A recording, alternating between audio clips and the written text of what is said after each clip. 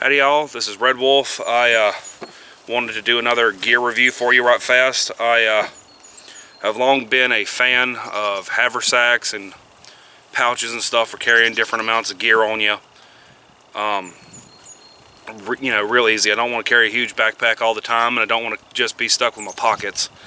And recently, against my will, my wife has turned me on to messenger bags.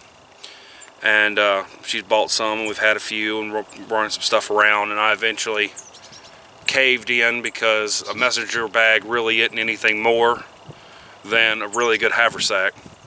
And I recently transitioned my EDC kind of get home bag kind of stuff into one of these. Now this is not going to be quite a kit dump, but I want to show y'all I've probably got 20-25 pounds of gear stuffed in this thing. I've had this for 4 or 5 months now, and I hadn't torn it up.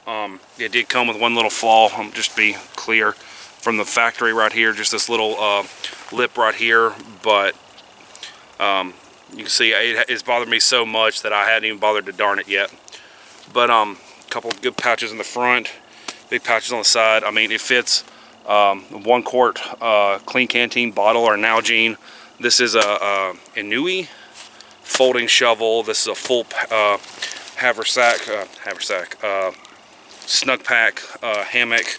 It's got inside pockets. I've got just a huge amount of gear in here, and I bought another one the other day, and that was kind of my signal that I needed to show y'all. Now this is, I believe, the brand is Sweetbriar. You can see right there. These are like $28 on Amazon right now. You see, I got this just fresh in. But here's how they come. The Velcro is really good. There's no defects on this one. And you've got these little bits right here for you to strap something onto. And it has a grabbing handle right here at the back. Like I said, you got your front pockets. It's got a really nice get this out here, really nice size zippered compartment on the inside here, and it does come with the strap. And I really like these. They're really handy.